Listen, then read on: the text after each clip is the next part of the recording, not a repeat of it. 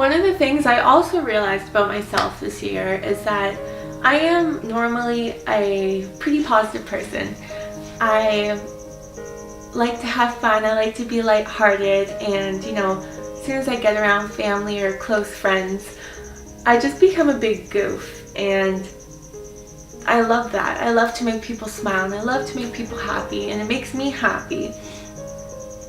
But then I realized that there's another side to me that sometimes gets really down, and there's certain days where I just feel super sad, lonely, you know, guilty,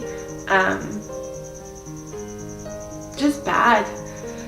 But I realize that that's okay, because that's who I am, and that's part of my imperfections, I guess. But it's not really an imperfection, because I'm not perfect anyway, so that one little thing doesn't make me imperfect. I'm just imperfect, but I kind of think it's kind of beautiful, you know? That sounds really cheesy. I think that all the things that happened for me this year have really started to help develop my self-identity. So how I see myself. Before, I had certain characteristics that I noticed in myself, and that, you know, I either liked or I would want to improve, but I never really could form a clear picture of who I am. And it wasn't until this year that I started being able to do that. And I started being more accepting of myself, which is kind of an amazing feeling. In the past, let's say I did something during the day that I wish I could go back and redo. I would do differently if I had the chance. I would take that really hard. I would be really hard on myself and, you know, get anxious and think like, oh, why did I do that? Now when something like that happens, I'm able to allow myself to be imperfect more and not be so hard on myself. You know, think back and say, okay, I wish I did that differently, but put a plan in place so that next time I will do it differently.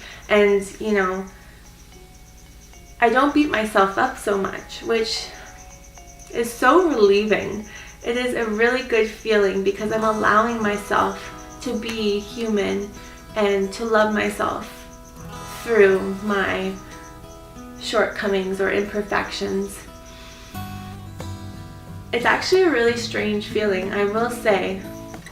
So I feel like all these things come full circle and are almost like a cycle, because I started with one big change to follow my dreams, or to follow something that was closer to what would give me happiness in life. So taking that chance, and it just kind of snowballed into really, really positive things for me.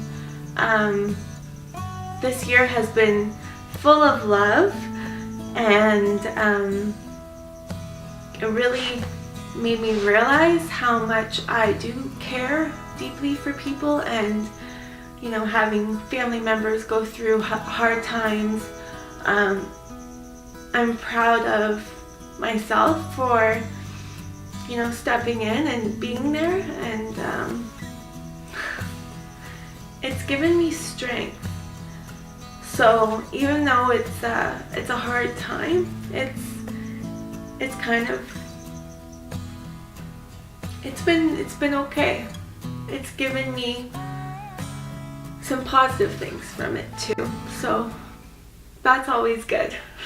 Anyway, thank you guys for watching this, and give me a thumbs up if you liked it. Let me know if you've ever gone through this on your birthday. Do you think back on your past year and, you know, think of what happened?